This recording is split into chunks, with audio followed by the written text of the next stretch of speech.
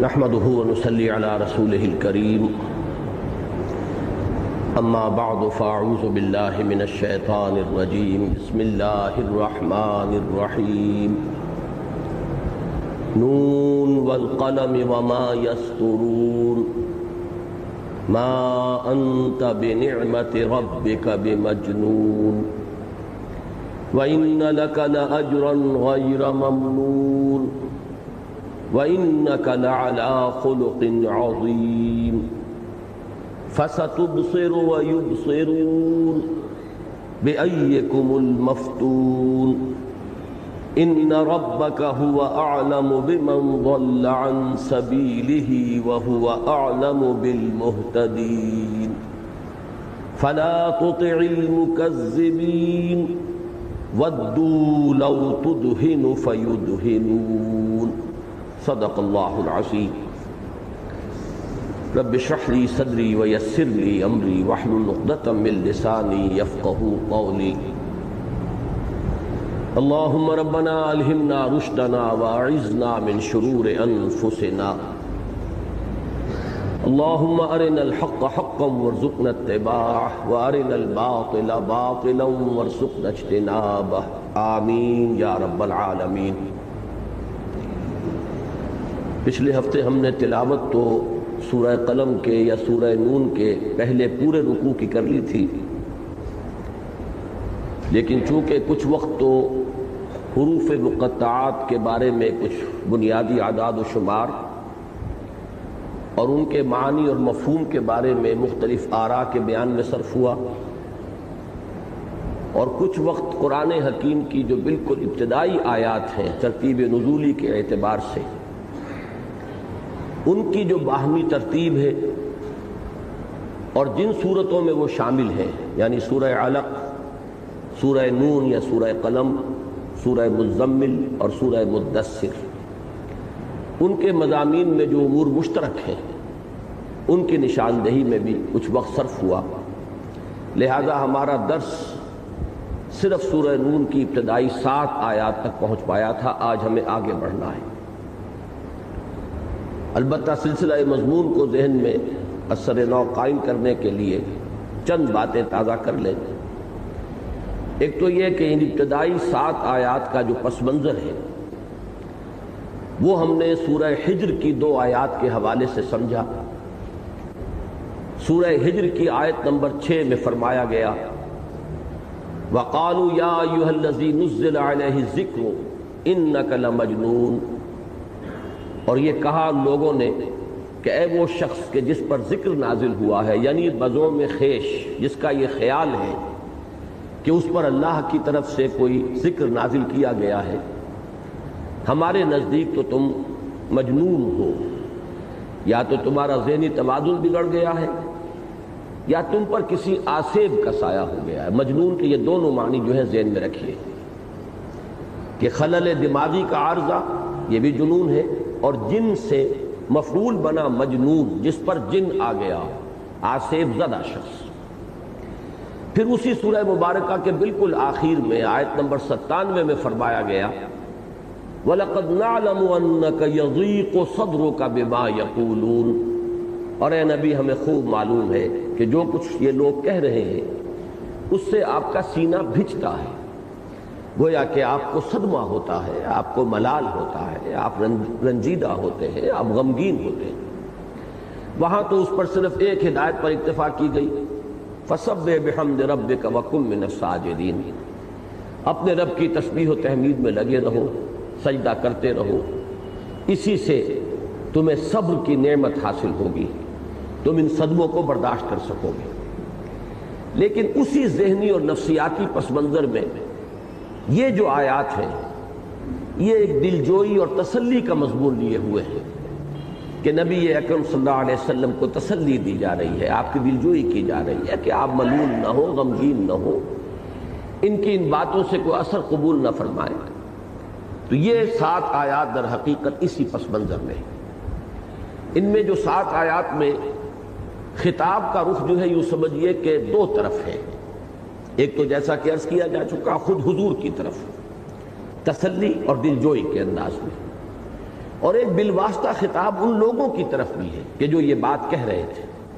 جنہوں نے جنون کا یہ الزام عائد کیا، استہزان کیا یا مخالفت کے انداز میں کیا،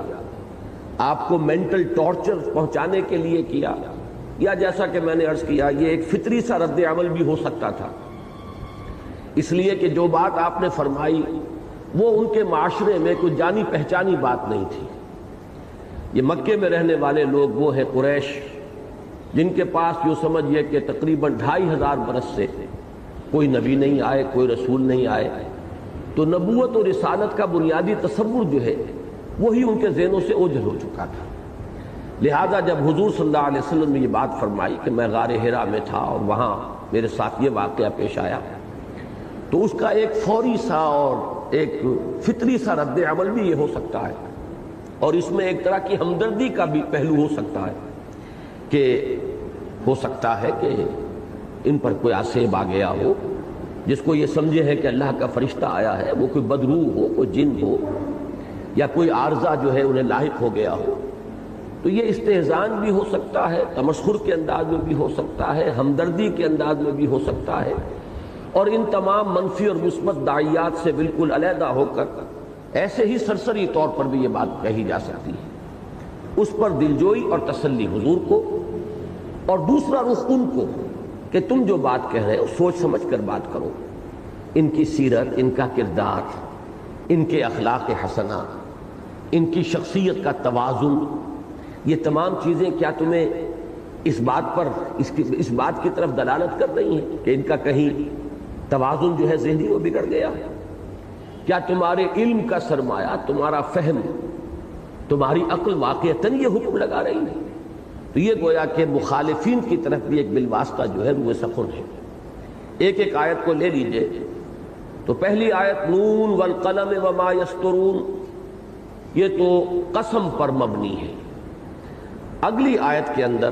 دونوں رخ موجود ہیں، یعنی نبی اکرم صلی اللہ علیہ وسلم کے لیے دلجوئی اور تسلی بھی ہے، ایک ری ایشورنس کا انداز ہے۔ اس کی مثال آپ کو سورۃ الضحیٰ میں ملے گی۔ وہاں بھی چونکہ پس منظر میں ایک ایسی کیفیت تھی کہ حضور غمگین تھے، رنجیدہ تھے، فترۃ الوحی، کچھ وقفہ پڑ گیا تھا وحی کے تسلسل میں، اور اس کا صدمہ تھا حضور کی طبیعت پر۔ کچھ لوگوں نے بھی استہزاء کیا تھا کہ معلوم ہوتا ہے محمد تمہارا شیطان تمہیں چھوڑ گیا، معاذ اللہ، نقل کفر نہ باشد۔ یہ الفاظ وہ ہیں کہ جو جمیل جو حضور کی چچی تھی اور شدید مخالف تھی حضور کی، جیسے کہ ابو لہب اس کا شوہر، تو اس نے یہ الفاظ کہے کہ محمد معلوم ہوتا ہے کہ تمہارا شیطان تمہیں چھوڑ گیا۔ اس پر جو صدمہ تھا حضور کو، تو سورۃ الضحیٰ میں وہی دلجوئی کا انداز ہے، ما ودعک ربک وما قلی۔ تو ما ودعک ربک وما قلی کا جو انداز ہے وہی اس کا ہے، ما انت بنعمت ربک بمجنون۔ تو یہ تو وہی دلجوئی کا انداز ہے۔ لیکن جیسا کہ میں نے عرض کیا، اسی میں ان کے جو لوگ یہ بات کہہ رہے تھے ان کی طرف بھی روح سخن موجود ہے کہ تم آخر اپنے عقل سے کام لو، سوچو، غور کرو، کیا ان کے بارے میں یہ بات کہنے کے لیے تمہارے پاس کوئی عقلی بنیاد ہے؟ تمہارا علم اور فہم تمہیں یہی سکھا رہا ہے؟ اس کی بھی ایک مثال ہے بڑی پیاری سورۃ الطور میں۔ وہاں فرمایا گیا ام تأمرهم احلامهم بہذا ام ہم قوم طاغون، کیا انہیں ان کی عقلیں واقعتاً یہی بات سجھا رہی ہیں، یا یہ ایک سرکش اور متمرد قوم ہے، تعدی کر رہے ہیں، جان بوجھ کر غلط بیانی کر رہے ہیں؟ یعنی یہ دونوں امکانات جو ہیں وہ موجود ہیں۔ سوالیہ انداز میں گویا کہ اسی طریقے سے انہیں جھنجھوڑا گیا ہے کہ یہ بات کہہ رہے ہو، ذرا ہوش کے ناخن لو، عقل سے کام لو۔ ام تأمرهم احلامهم بہذا، یہ در حقیقت استفہام کی شکل میں سوال ہے، بظاہر استفہام ہے، لیکن اصل میں استفہام انکاری ہے، گویا کہ نفی کی جا رہی ہے کہ کوئی صاحب عقل یہ بات نہیں کہہ سکتا۔ ام تأمرهم احلامهم بہذا ام ہم قوم طاغون، یا یہ جان بوجھ کر تعدی کر رہے ہیں، جان بوجھ کر ایک غلط بات کہہ رہے ہیں۔ اب آئیے تیسری آیت کی طرف۔ یہ خالصتاً دلجوئی اور تسلی اور حوصلہ افزائی کے مضمون پر مشتمل ہے، اور اس کی مثال بھی آپ کو ملے گی۔ یہاں فرمایا ان لک لاجرا غیر ممنون، اور پھر ہم رجوع کرتے ہیں سورۃ الضحیٰ کی طرف تو وہاں بھی آپ کو اس کی ہم وزن ہم مضمون آیت ملتی ہے وَلَلْآخِرَةُ خَيْرٌ لَكَ مِنَ الْأُولَىٰ۔ اے نبی آپ کے لیے تو ہر آنے والی گھڑی پچھلی گھڑی سے بہتر ہے، آپ کے درجات بلند سے بلندر ہوتے چلے جائیں گے۔ یہ تھوڑا سا وقفہ جو وحی کے اندر آ گیا، اس سے ملول اور غمگین نہ ہونا، بلکہ جیسے دن کی روشنی اور دن کی حرکت انسانی زندگی کے لیے ضروری ہے،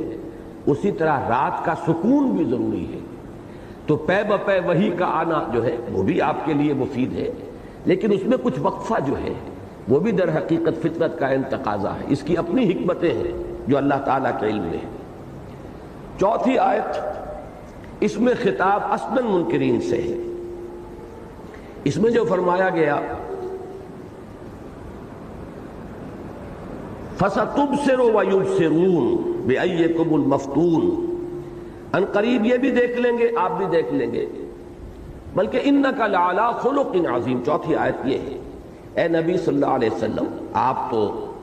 اخلاق کی بہت بلندیوں پر فائز ہیں، بہت ہی اخلاق حسنہ۔ اس میں ظاہر بات ہے کہ حضور صلی اللہ علیہ وسلم سے خطاب کا رخ نہیں ہے، یہ بالواسطہ کل کی کل بات جو ہے کہی جا رہی ان لوگوں سے کہ ذرا پھر وہی کہ ذرا سوچو، غور کرو، کیا بات کہہ رہے ہو، اتنی متوازن شخصیت، ان کے اخلاق حسنہ، کیا کسی مجنون یا آسیب زدہ شخص یا کسی پاگل شخص کا یہ اخلاق، یہ کردار، یہ متوازن شخصیت اس کی کبھی دیکھنے میں آئی ہے؟ اس کی بھی ایک مثال ہے جو سامنے رکھے، سورہ شعراء میں فرمایا گیا ہے هل انبئکم علی من تنزل الشیاطین، کیا میں تمہیں بتاؤں کہ کن پر شیطان نازل ہوتے ہیں؟ یعنی شیطان نازل ہوتے ہیں، جنات آتے ہیں، اور سرکش جنات جو ہیں وہ لوگوں کو ورغلاتے بھی ہیں، ان کے کانوں میں آ کر غلط پھونکے مارتے بھی ہیں، لیکن یہ ہے کہ وہ تو ہم جنس کے پاس آتے ہیں، شیاطین تو آئیں گے انہی لوگوں کے پاس کہ جو خود شیطنت کے حامل ہوں، ان کی اپنی شخصیتیں اور کردار جو ہے وہ اس بات کا ثبوت دینے والی ہوتی ہیں کہ ان کا جو طرز عمل ہے وہ خود مناسبت رکھتا ہے کہ شیطان ہی ان پر نازل ہے۔ هل انبئکم علی من تنزل الشیاطین